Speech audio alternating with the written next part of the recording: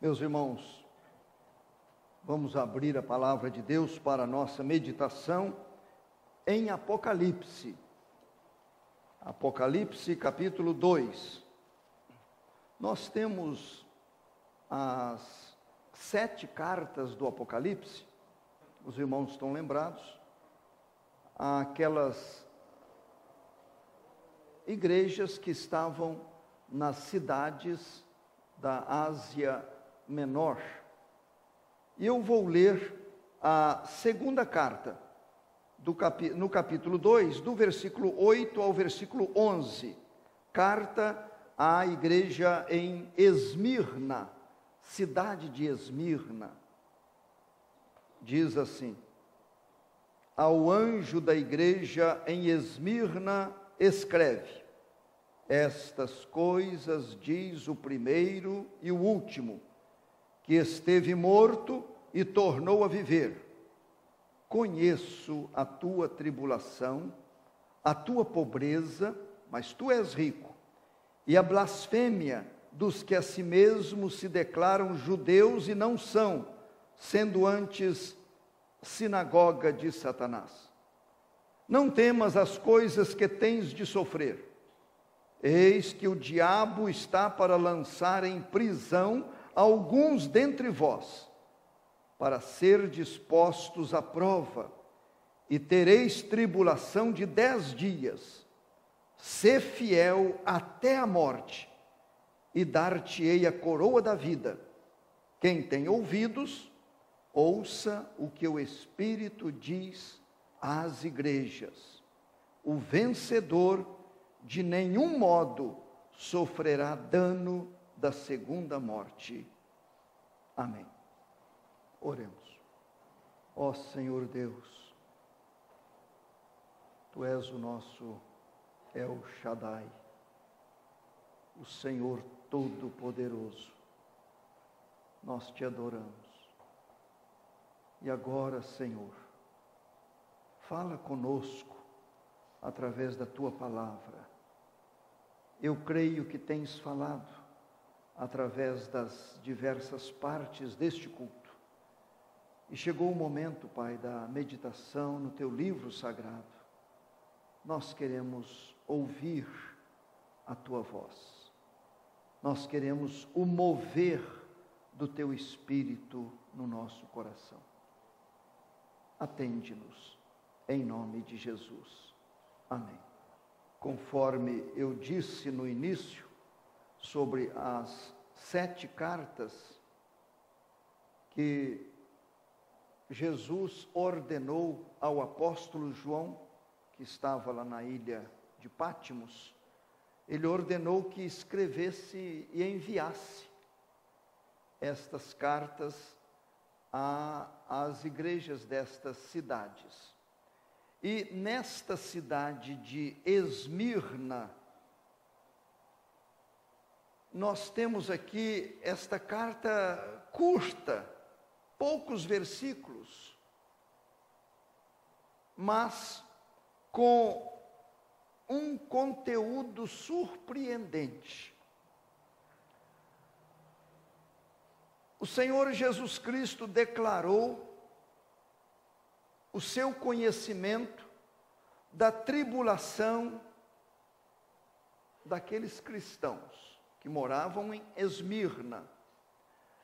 E ele os incentivou a que não ficassem com medo das coisas que estavam para acontecer com eles.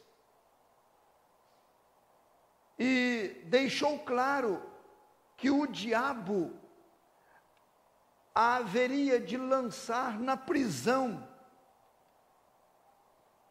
alguns daquela igreja de Esmirna. E Jesus ainda disse: sê fiel até a morte, e dar-te-ei a coroa da vida. Mas, irmãos e amigos, eu quero que pensem comigo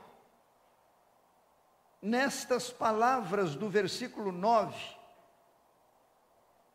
quando Jesus disse: conheço a tua tribulação, a tua pobreza, mas tu és rico, e a blasfêmia, olhem bem a blasfêmia, dos que a si mesmo se declaram judeus, e não são,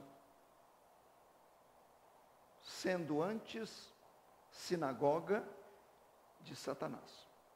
É aqui que está a minha atenção. Naquela igreja de Esmirna, havia frequentadores, havia pessoas dentro da igreja que estavam se apresentando como judeus, ou seja, como israelitas, descendentes de Abraão, mas era mentira. Eles apresentavam uma falsa identidade. Agora, Jesus disse que eles eram sinagoga de Satanás. É aqui que está a nossa mensagem de hoje. Sendo antes sinagoga de Satanás. Há muitos anos, mais de 10 anos, eu preguei sobre isso. E eu vou usar o mesmo tema que naquela ocasião eu usei. E o tema é uma pergunta: sinagoga de quem você é? Este é o tema. Sinagoga de quem você é? Jesus disse que lá havia pessoas que eram sinagoga de Satanás. Meus irmãos, vamos entender isto aqui. Sinagoga era uma pequena igreja, vamos chamar assim. Ela não era considerada igreja, mas era uma casa onde as pessoas se reuniam para culto, se reuniam para receber orientações cívicas, se reuniam para receber orientações diárias, como uma escola. A sinagoga tinha várias funções. Só para os irmãos terem uma ideia, no tempo de Jesus,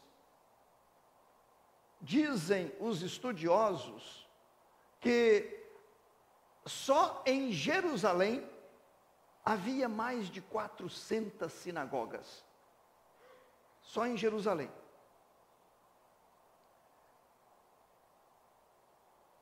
Quando nós chamamos isto aqui de Igreja Presbiteriana Betel,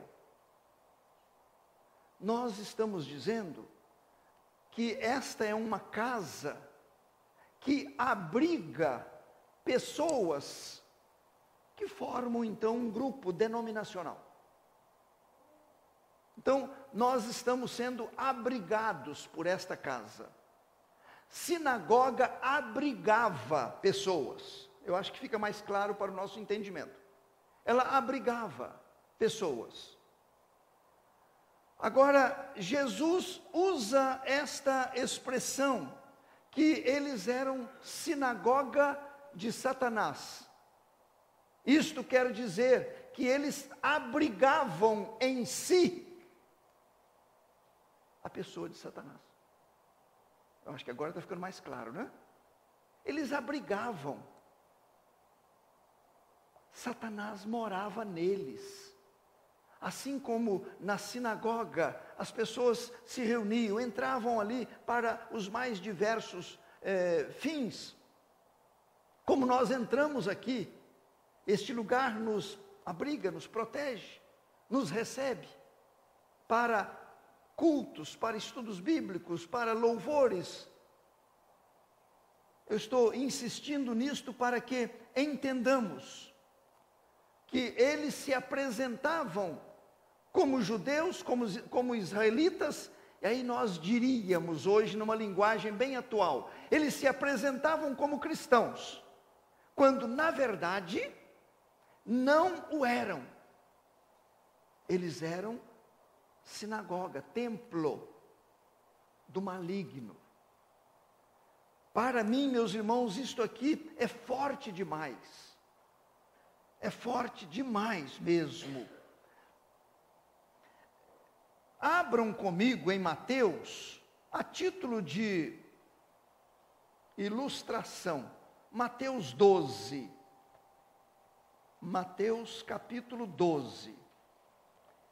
Eu vou ler alguns versículos. Mateus 12, apenas 3 versículos, 43, 44 e 45. Vou esperar um pouquinho para que todos achem. Mateus 12, 43 a 45. Observem. Quando o espírito imundo é demônio. Quando o espírito imundo sai do homem, anda por lugares áridos, procurando repouso, porém não encontra. Por isso diz: voltarei para minha casa donde saí. E tendo voltado, a encontra vazia, varrida e ornamentada. Então vai e leva consigo outros 7 espíritos piores do que ele, e entrando habitam ali. E o último estado daquele homem torna-se pior do que o primeiro. Assim também acontecerá a esta geração perversa. Quem disse isso foi Jesus. Um demônio sai de uma pessoa. Essa pessoa era a sinagoga do demônio. Vamos usar agora a expressão do texto de hoje. Esta pessoa era uma sinagoga de um demônio. Esse demônio sai e vai procurar outras sinagogas, outros lugares. Não acha. Aí ele volta. Esta casa, este coração, esta vida, aqui ilustrada, simbolizada por uma sinagoga, ela está varrida, ela está vazia, ela está ornamentada. Então esse demônio viu que esta sinagoga está vazia, ele traz mais 7 piores do que ele. Então aqui já é alguma coisa interessante, porque tem várias categorias de demônios. Aqui está mostrando que já levou 7 piores ainda. Não tem demônio bom, mas tem demônios piores do que os outros. Uns piores do que os outros. E nesta igreja de Esmirna, o Senhor Jesus Cristo declarou que havia lá pessoas que eram sinagoga de Satanás. Irmãos, é duro, é triste a pessoa ser sinagoga de Satanás e não saber, ignorar. Olha o que eu estou dizendo. Abrigar o maligno em si, na sua pessoa, na sua vida, e não ter conhecimento. Vejam comigo em João, capítulo 8. Eu às vezes procuro citar textos, não é muito comum eu fazer isso, mas às vezes eu sinto necessidade. João 8. Observem o versículo 44. Jesus disse isto, foi ele quem disse: vós sois do diabo, que é vosso pai, e quereis satisfazer-lhe os desejos. Ele foi homicida desde o princípio e jamais se firmou na verdade, porque nele não há verdade. Quando ele profere mentira, fala do que lhe é próprio, porque é mentiroso e pai da mentira. Jesus vendo algumas pessoas Ele disse: vós sois do diabo, que é vosso pai. Ele não estava dizendo outra coisa senão: vós sois sinagoga do diabo. Estou repetindo para que entendamos. Vós sois sinagogas do diabo. Ele é quem atua em vós. Vejam o versículo 59. Então pegaram em pedras para tirarem nele, mas Jesus se ocultou e saiu do templo. Eles não aguentaram, isso é forte demais. Vamos apedrejar esse Jesus. O que ele está dizendo de nós? É verdade dura, é verdade que maltrata, mas é verdade. E o Senhor Jesus saiu, não foi apedrejado, não era chegada a sua hora. Meus irmãos, sinagoga de Satanás, templo de Satanás, a vida abriga o maligno, abriga o poder das trevas. Eu vejo duas coisas que eu quero salientar aqui neste primeiro ponto, sinagoga de Satanás. O primeiro deles, há aqueles que são possessos. Satanás entra, os demônios entram e a pessoa não consegue mais usar o seu raciocínio, usar a sua capacidade racional. Ela é totalmente governada pelo maligno que entrou ali. Isto é possessão. Nós temos vários casos de possessões na Bíblia. Pessoas sendo dominadas pelo maligno.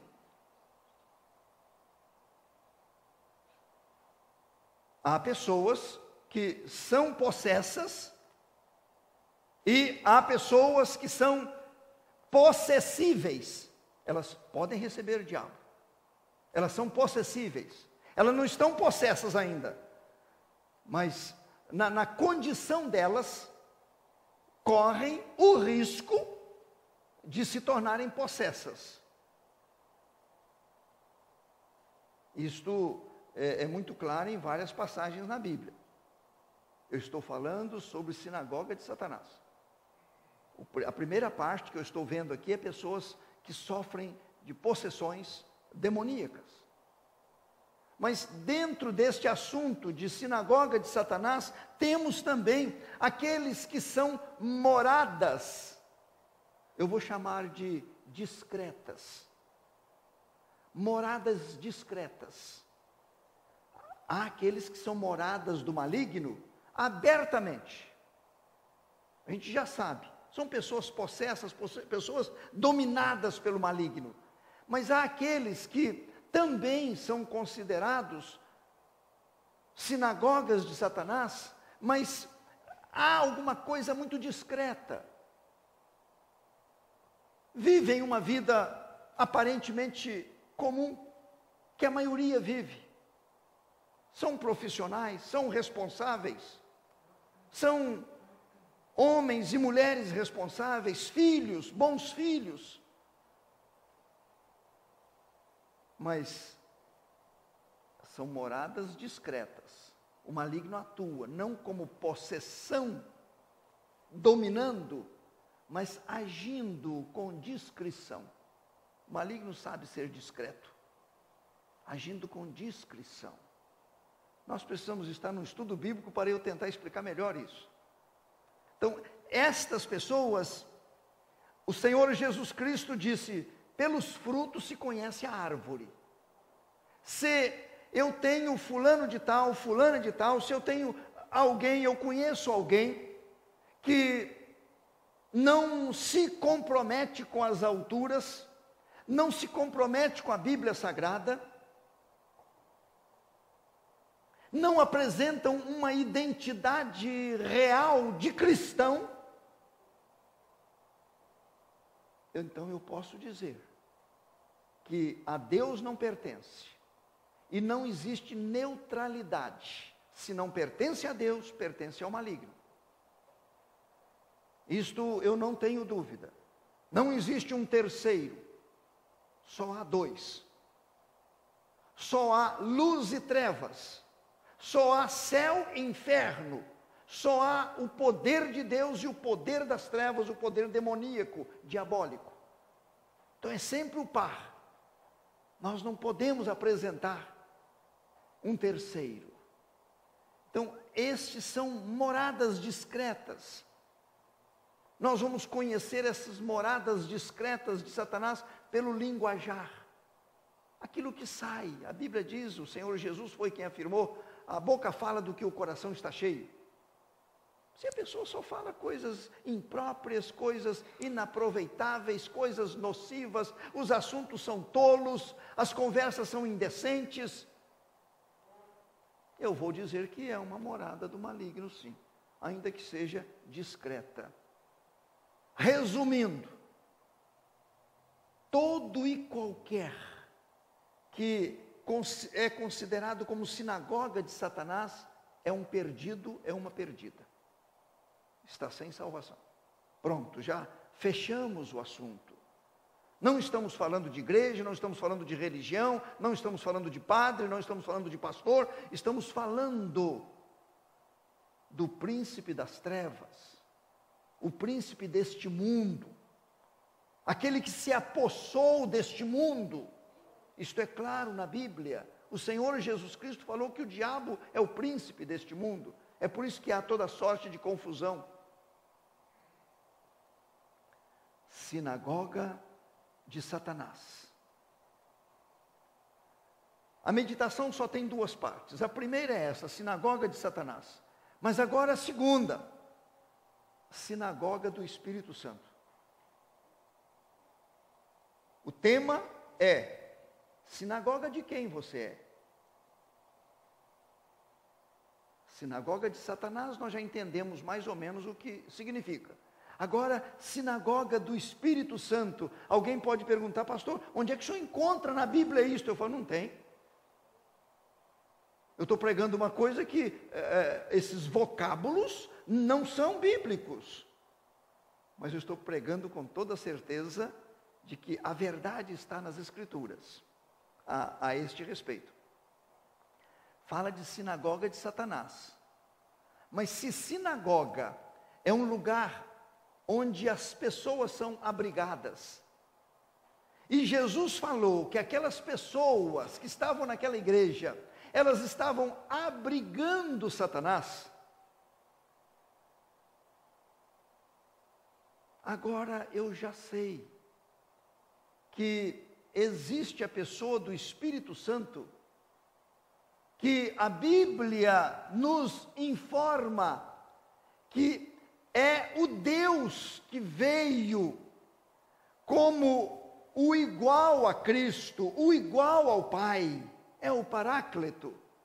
Ele veio a este mundo para dar assistência àqueles redimidos pelo Senhor Jesus Cristo. Ele veio a este mundo para dar condições de resistência ao maligno. O Espírito Santo de Deus. Jesus, pouco antes de subir, ressurreto, ele falou que o Espírito Santo habita convosco e ele estará em vós. E ele prometeu enviar o Espírito Santo. E enviou. Nós temos o registro em Atos capítulo 2. O Espírito Santo vem, ele desce. Ele veio para ficar enquanto houver cristianismo aqui, enquanto a igreja estiver aqui no mundo, a igreja do Senhor Jesus Cristo. Enquanto ela estiver, o Espírito Santo permanecerá. Mas abram comigo na primeira carta aos Coríntios, no capítulo 6. Observem que coisa maravilhosa. Primeira carta aos Coríntios, capítulo 6. Os dois últimos versículos deste capítulo, 1 aos Coríntios 6, 19 e 20. Olhem bem o que Paulo disse. Acaso não sabeis que o vosso corpo é santuário do Espírito Santo, que está em vós, o qual tendes da parte de Deus, e que não sois de vós mesmos, porque fostes comprados por preço. Agora, pois, glorificai a Deus no vosso corpo. Meus prezados, sem nenhuma intranquilidade de forçar a Bíblia, de torcer a Bíblia, eu posso dizer aqui que Paulo estava dizendo que os cristãos são sinagoga do Espírito Santo. Sinagoga, se é uma casa, e o Paulo está dizendo que o nosso corpo é considerado uma casa. Se eu já vi que aqueles que não são de Jesus abrigam em si a pessoa do maligno, são sinagoga de Satanás, agora Paulo vem me dizer que aqueles que já foram regenerados pelo Senhor Jesus Cristo, eles se tornaram sinagoga do Espírito Santo. Agora é santuário do Espírito, o Espírito habita. Abram em Romanos, no capítulo 8. Romanos, capítulo 8. Observem o que nós temos aí no versículo 9. Diz assim: vós, porém, não estáis na carne, mas no Espírito, se de fato o Espírito de Deus habita em vós. E se alguém não tem o Espírito de Cristo, esse tal não é dele. Caríssimos, quem não for sinagoga do Espírito Santo, não pertence a Deus. Não tem como eu dizer mais claro. Quem ainda não passou a ser uma sinagoga do Espírito Santo, um santuário do Espírito Santo, um templo do Espírito Santo, não pertence a Deus, não tem herança nos céus. Eu quero que todos saiam daqui com esta realidade bem clara, cada um dizendo para si: o meu corpo é considerado uma casa, o meu corpo, o meu coração é considerado uma sinagoga, e este meu corpo está abrigando alguém, ou o maligno, ou o Espírito Santo. Já pensaram numa coisa desta? Meus prezados, a Bíblia diz lá em Efésios, não precisam abrir, que o Espírito Santo, ele é o selo da nossa salvação. Quando uma pessoa se arrepende dos seus pecados e aceita Jesus Cristo pela fé, o Espírito Santo sela essa pessoa. Ela passa a ser de Deus. É por isso que a Bíblia está sempre nos mostrando sobre a reverência que devemos ter diante da pessoa gloriosa do Espírito Santo. Não entristeçais o Espírito no qual fostes selados para o dia da redenção. Mostrando que este Espírito é a garantia de salvação de cada homem, de cada mulher, de cada jovem. Portanto, o verdadeiro cristão, a verdadeira cristã, é sinagoga do Espírito Santo. Eu falei que sinagoga de Satanás, tem aqueles que são possessos, tem aqueles que podem não ser possessos hoje, mas correm o risco. Tem aqueles que são sinagogas discretas, acham até que estão numa vida aprovada por Deus. Mas agora, pensando na sinagoga do Espírito Santo, eu quero dizer que também há duas classes. Aqueles que são sinagoga do Espírito Santo, eles podem estar cheios do Espírito, então sob o domínio do Espírito Santo, e podem estar vazios do Espírito. Estão vendo? Duas categorias. Meus prezados, O Espírito Santo reside em quem já aceitou Jesus Cristo como seu Salvador. Mas ele pode residir e não presidir. Ele pode estar residindo em mim, mas não dirigindo a minha vida. O normal é ter o Espírito Santo como residente e como presidente. O presidente é quem dita as ordens. O presidente é quem preside, é quem dirige, é quem determina, é quem controla. E a maioria dos crentes só tem o Espírito Santo como residente. Estão salvos, não há dúvida quanto a isso. O Espírito selou, mas vive sofrendo por tolice. Vive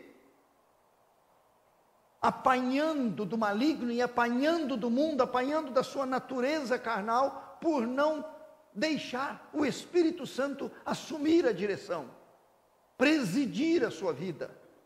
É isto que muitas vezes eu paro e fico pensando, assim como há sinagogas discretas de Satanás, há também sinagogas discretas do Espírito Santo. São cristãos, mas não parece que são. São filhos de Deus, mas nós temos que examinar muito bem para a gente chegar a essa conclusão, porque aparentemente não são. Fazem o que parece que a maioria faz. Paulo, quando escreveu aos Coríntios, ele viu esta classe de sinagogas do Espírito Santo, e ele chegou a dizer: leite vos dei a beber, não vos dei alimento sólido, porque ainda não podíeis suportá-lo, nem ainda agora podeis, porque ainda sois carnais. Havendo entre vós ciúmes e contendas, não sois carnais assim? Isto é cristão que é sinagoga do Espírito, mas não fica honrando a pessoa do Senhor Jesus Cristo. O Espírito, ele mora no verdadeiro cristão, ele reside no verdadeiro cristão, mas ele quer assumir o controle desta vida que o abriga. Ele quer assumir este controle. E a pergunta é: você é a sinagoga de quem? Eu sei de quem eu sou. Você é a sinagoga de quem? Eu repito, não estou pregando igreja, não estou pregando religião. De religião o Brasil está saturado. De igreja, de sinagogas, não tem fim. Mas de verdadeiros, sinceros, honestos, comprometidos cristãos, o número é bem reduzido. Para ser sinagoga de Satanás, a pessoa não precisa fazer nada. Nada, absolutamente nada. Para ser sinagoga do Espírito Santo, é preciso nascer de novo. É preciso reconhecer os seus pecados.